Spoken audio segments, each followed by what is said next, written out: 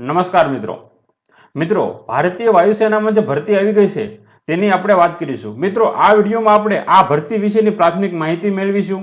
આ ભરતીમાં અરજી કરવા માટે તમારી પાસે શૈક્ષણિક લાયકાત કઈ હોવી જોઈએ, આમાં તમને પગાર ધોરણ કેટલું મળશે, આ અરજીમાં અરજી ફી કેટલી છે, પરીક્ષાનું માળખું કેવું છે, મહત્વની તારીખો કઈ તારીખ સુધી તમે અરજી કરી શકો અને આની અરજી ઓનલાઈન કેવી રીતે કરવી તે સંપૂર્ણ માહિતી આપણે આ વિડીયોમાં મેળવીશું। તે પહેલા મિત્રો તમને જણાવી દઉં કે જો તમે આ વિડીયો યુટ્યુબના માધ્યમથી જોઈ રહ્યા હોય તો અમારી ચેનલને સબસ્ક્રાઇબ કરી લેજો અને જો ફેસબુકના માધ્યમથી જોઈ રહ્યા હોય તો અમારી ચેનલને ફોલો કરી લેજો। આ સરકારી માહિતી કેન્દ્રમાં તમને વિવિધ સરકારી ભરતી અને સરકારી યોજનાના વિડીયો નિયમિત મળતા રહેશે। તો ચાલો મિત્રો આપણે વિડીયોને શરૂ કરીએ। મિત્રો સૌપ્રથમ આપણે ભરતી વિશે પ્રાથમિક માહિતી મેળવીએ તો કુલ 300 જગ્યાઓ ઉપર ઓફિસરની ભરતી છે, જેની અંદર 3 બ્રાન્ચની અલગ અલગ ભરતી છે। એક છે ફ્લાઇંગ બ્રાન્ચ। ફ્લાઇંગ બ્રાન્ચની અંદર આકાશમાં દેશની સુરક્ષા કાર્ય લડાયક વિમાન અને હેલિકોપ્ટર ઉડાડવાની તમને તક મળે છે। એટલે કે તમે ફ્લાઇંગ બ્રાન્ચ જોઈન કરો છો તો તમને હેલિકોપ્ટર અને લડાયક વિમાન આકાશમાં ઉડાડવા મળશે। હવે ગ્રાઉન્ડ ડ્યુટી ટેકનિકલની વાત કરીએ તો વાયુસેનાના આધુનિક મશીનો અને એન્જિનિયરિંગ સિસ્ટમનું સંચાલન તમારે કરવાનું હોય છે। અને જો ગ્રાઉન્ડ ડ્યુટી નોન ટેકનિકલની વાત કરીએ તો એની અંદર વહીવટી, લોજિસ્ટિક અને એકાઉન્ટ્સ વિભાગનું સુકાન આવે છે। મિત્રો હવે આપણે લાયકાતની વાત કરીએ કે આ ભરતીમાં તમારે અરજી કરવી હોય તો તમારી પાસે કઈ લાયકાત હોવી પડે। જો તમે ફ્લાઇંગ બ્રાન્ચમાં અરજી કરવા માંગતા હોય તો તમારી ઉંમર 20 થી 24 વર્ષ હોવી જોઈએ, પરંતુ જેની પાસે CPL નું લાયસન્સ હોય તે 26 વર્ષ સુધી અરજી કરી શકે છે। અને જો શૈક્ષણિક લાયકાતની વાત કરીએ તો તમે ગ્રેજ્યુએશન અથવા BE અથવા BTech અને ધોરણ 12 માં ફિઝિક્સ અને ગણિત તમારે હોવા ફરજિયાત છે। એટલે કે તમે ગ્રેજ્યુએશન હોવા જોઈએ અથવા BE અથવા BTech હોવા જોઈએ, પરંતુ ધોરણ 12 માં તમારા સબ્જેક્ટમાં ફિઝિક્સ અને ગણિત હોવા ફરજિયાત છે। હવે આપણે બીજા નંબરે જોઈએ ગ્રાઉન્ડ ડ્યુટી જે ટેકનિકલ છે એની વાત કરીએ તો એમાં 20 થી 26 વર્ષનો કોઈ પણ ઉમેદવાર અરજી કરી શકે છે। અને એની જો શૈક્ષણિક લાયકાતની વાત કરીએ તો સંબંધિત એન્જિનિયરિંગમાં BE અથવા BTech, mechanical, electrical, computer science અને એરોનોટિકલ તમે અભ્યાસ કરેલો હોવો જોઈએ। હવે જે ગ્રાઉન્ડ ડ્યુટી નોન ટેકનિકલની વાત છે તેની વાત કરીએ તો તેમાં પણ તમે 20 થી 26 વર્ષ સુધીના ઉમેદવાર અરજી કરી શકે છે। અને કોઈ પણ પ્રવાહમાં ગ્રેજ્યુએશન અથવા પોસ્ટ ગ્રેજ્યુએશન કરેલું હોય તો તમે આમાં અરજી કરી શકો છો। એટલે જે ફ્લાઇંગ બ્રાન્ચ અને ગ્રાઉન્ડ ડ્યુટી ટેકનિકલ છે તેની અંદર તમે એન્જિનિયરિંગ કરેલું હોવું જોઈએ, અને જો ગ્રાઉન્ડ ડ્યુટી નોન ટેકનિકલ છે તમે કોઈ પણ કેડરમાં ગ્રેજ્યુએશન હોય તો તમે તેમાં અરજી કરી શકો છો। મિત્રો હવે પગાર ધોરણની વાત કરીએ તો આનો તમને તાલીમ દરમિયાન સ્ટાઇફેન્ડ મળે છે જે 56,100 મળે છે। અને તમારી તાલીમ પૂર્ણ થાય, તમે ઓફિસર બની જાઓ પછી તમારું પગાર ધોરણ 56,100 1,77,500 ની વચ્ચે તમને મળે છે। અને આ તમારો બેઝિક પગાર છે।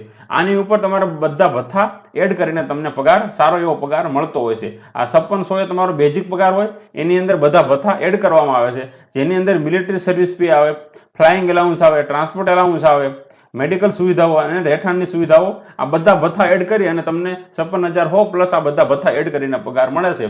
ત્યારે તાલીમ દરમિયાન તમને ફક્ત સ્ટાઇફેન્ડ આપવામાં આવે છે।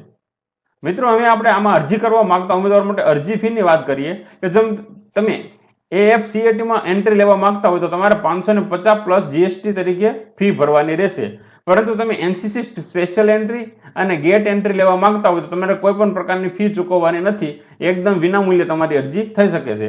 અને જો તમારે ફી ભરવાની થાય તો ફી તમે ઓનલાઈન પેમેન્ટ જ કરવું પડશે, અને એ પણ debit card, credit card, UPI અથવા નેટ બેન્કિંગથી તમે પેમેન્ટ તમારું કરી શકશો। મિત્રો હવે પરીક્ષાના માળખા વિશે વાત કરીએ તો કુલ 100 ગુણનું પેપર હશે અને 300 ગુણ એટલે કે 1 ગુણના 3 ગુણ તમારે 100 પ્રશ્નના જવાબ આપવાના, પરંતુ તમારું પેપર હશે 300 ગુણનું હશે। એટલે કે 1 ગુણના 3 પ્રશ્ન હશે અને 2 કલાક એટલે કે 120 મિનિટનો ટાઈમ હશે। અને એક ખાસ અગત્યનું કે આપણે જે બીજી બધી પરીક્ષાઓમાં 0.25 કે 0.33 નેગેટિવ હોય છે, પરંતુ આમાં એક ગુણ નેગેટિવ થાય છે। એટલે કે તમારો એક પ્રશ્ન ખોટો પડે તો આખો 1 માર્ક્સ કપાય છે। એનું કારણ એ છે કે તમારો જે મેઇન પ્રશ્ન છે એ 3 ગુણનો પ્રશ્ન છે, એટલે જો 3 ગુણનો પ્રશ્ન પૂછાય, ખોટો પડે તો તમારામાંથી 1 ગુણ કપાશે।